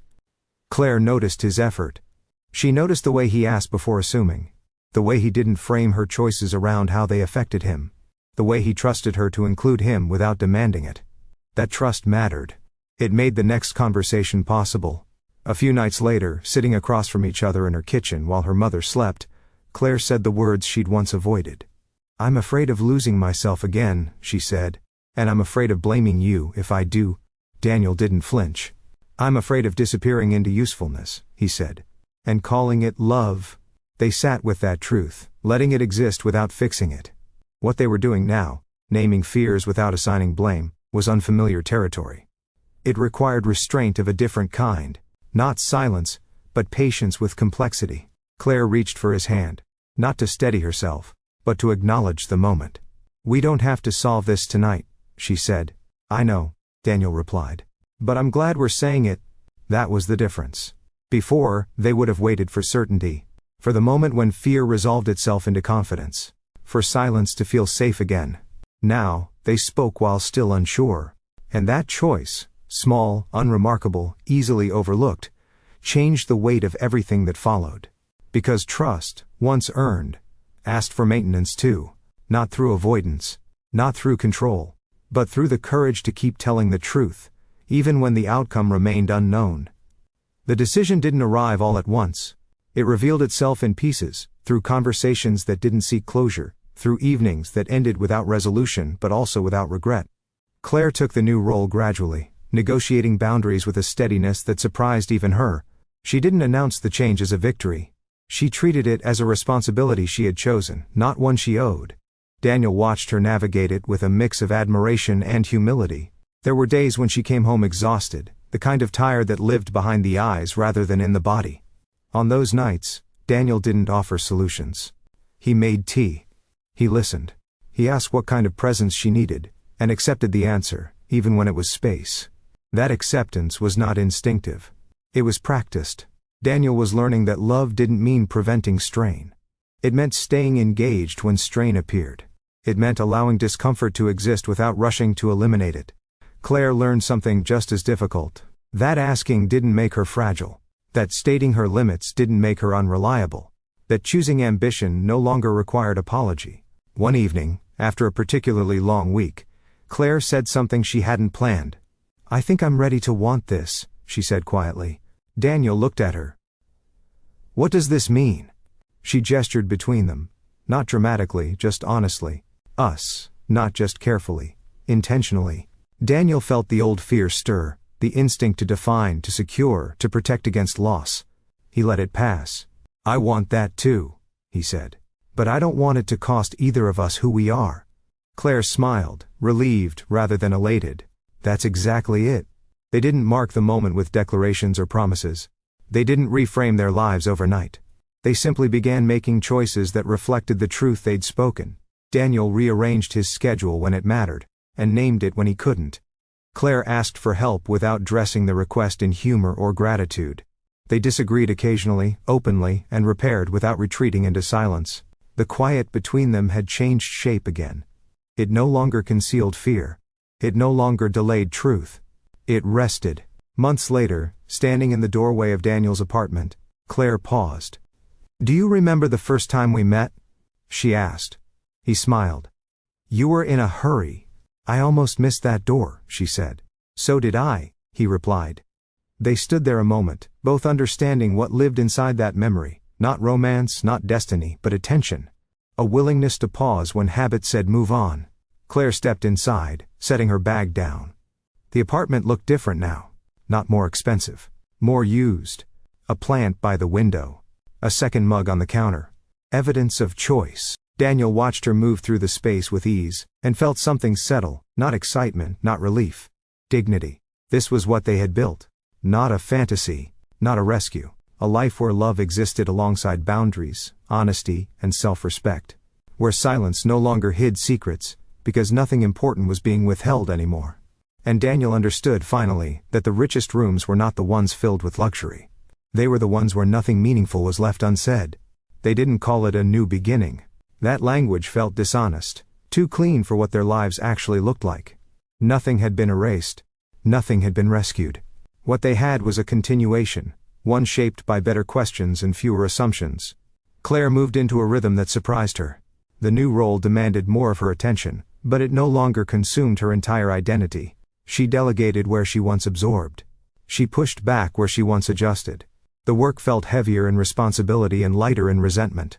Daniel noticed the difference not in what she said, but in what she no longer apologized for. "I'm not available tonight," she would say plainly. "I need help with this," without explanation. "I want this to go differently," without softening the edges. Each statement landed cleanly. Daniel, in turn, learned to hear boundaries without translating them into rejection. When Claire was unavailable, he didn't fill the space with worry. When she needed help, he didn't turn it into a measure of his worth. That took effort. Old habits didn't disappear quietly. There were moments when Daniel caught himself offering to fix things that weren't broken. When usefulness still tried to stand in for intimacy. When that happened, Claire named it gently. "I don't need you to solve this," she'd say. "I just need you here." And he would stay. Not because it was easy, but because it was chosen. Their disagreements became more specific and less threatening. They argued about time, about priorities, about what flexibility actually meant. They did not argue about whether they mattered to each other. That was the difference. One evening after a long week that tested both of them, they sat together on Daniel's couch, the city quiet beyond the windows. Claire leaned back, eyes closed, her head resting against his shoulder. "This feels earned," she said softly. Daniel nodded. "That's my favorite kind." She opened her eyes and looked at him. "Do you ever miss the way things used to be? When everything felt simpler?" He considered the question carefully. "It was simpler," he said. "But it wasn't lighter." Claire smiled at that, recognizing the truth in it. Simplicity, they had learned, often came from avoidance. From narrowing life until it could be managed without risk. What they had now was broader. It asked more of them. But it also gave more back. Daniel's apartment changed gradually. Not through upgrades, but through presence. Claire's books appeared on the shelf. A second toothbrush stayed in the holder without discussion. The plant by the window thrived under her care. Nothing was declared permanent. It didn't need to be.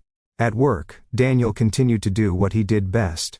The building remained orderly, functional, quietly impressive. But his relationship to it shifted. He no longer used work to disappear from himself. When he stayed late, it was a choice he named. When he left early, he didn't justify it. Claire noticed that too. "You're different," she said once, watching him set an out-of-office message. "So are you," he replied. They were both right. The biggest change, however, was not visible. It lived in how quickly silence was examined now. How pauses were noticed, not avoided. How small moments, the kind people usually overlooked, were treated with attention instead of assumption. The held door had not been destiny. It had been practice. And practice, repeated with intention, had become a life neither of them needed to escape from. Not rich in spectacle, not loud with certainty, just honest. Years later, Daniel still held doors. Not because he thought about it, not because it symbolized anything. It had simply become part of how he moved through the world, an attentiveness practiced long enough to feel natural. Claire noticed. They were leaving a small community center one evening, the kind of place that didn't photograph well but did important work. Claire had just finished a meeting, her role now firmly established, respected without requiring constant proof. Daniel stepped ahead, pushed the door open, and waited. She smiled, not because of the gesture itself, but because of what lived behind it. "You know," she said as they walked into the evening air, "I used to believe my life would always feel temporary. Like I was just passing through." Daniel glanced at her. "What does it feel like now?" "Intentional," she said. "Even when it's hard." That word again. The one that had quietly replaced urgency in both of their lives. They hadn't merged everything. They never pretended love erased complexity. Claire still lived close enough to her mother to check in daily. Daniel still kept his own apartment, though it was rarely empty. They chose overlap without erasing autonomy. That choice mattered. It meant love wasn't something that consumed them. It stood beside the rest of their lives, steady and honest. One evening, standing in Daniel's kitchen, Claire reached for a mug and paused. "You ever think about how close we came to missing this?" she asked. He nodded. "All the time. Does that scare you?" "No," he said after a moment. "It reminds me to pay attention." They had learned that dignity didn't come from perfection. It came from repair. From naming what mattered before silence hardened into distance. From understanding that restraint, left unexamined, could quietly become refusal. Claire had stopped confusing strength with self-denial. Daniel had stopped confusing stability with absence. Together they had built something neither of them would have recognized years earlier. Not because it was extraordinary, but because it was sustainable. The apartment filled with the small evidence of shared life. A coat draped over a chair. A note on the counter reminding Daniel about an appointment he hadn't scheduled himself. A calendar with commitments written in 2 different handwritings. Nothing flashy. Everything chosen. On quiet nights, when the city settled and the windows reflected more than they revealed, they sometimes sat together without speaking. The silence between them was no longer a place where things went unspoken. It was simply rest. Daniel understood now what the younger version of himself hadn't. That the richest rooms were not the ones designed to impress. They were the ones where no one felt the need to shrink. Where questions were asked early. Where presence arrived on time. And Claire, watching him hold another door, this time for a stranger who barely noticed, understood something just as clearly. Life wasn't shaped by grand declarations. It turned on small choices, repeated. A pause instead of a rush. A question instead of an assumption. A moment of courage where silence once lived. They walked home together, not toward certainty, but alongside it. Secure in the knowledge that whatever came next would be met the same way everything important had been. With attention. With honesty. And with the dignity of choosing each other without losing themselves. Every room they shared still spoke of care, not excess. And every silence, finally, hid nothing at all. Before you go, take a moment with this. How many times in life do we wait? Not because we don't care, but because we're afraid to choose. If this story reminded you of a small moment that quietly shaped your life, share it in the comments. Your reflection might be the part of this story someone else needs. And if you believe love is built through honesty, boundaries, and everyday choices, not grand promises, subscribe to Love Stories by Mr. Johnson. Because the most meaningful stories aren't about perfection. They're about paying attention before silence costs us something we can't get back. Thank you for listening.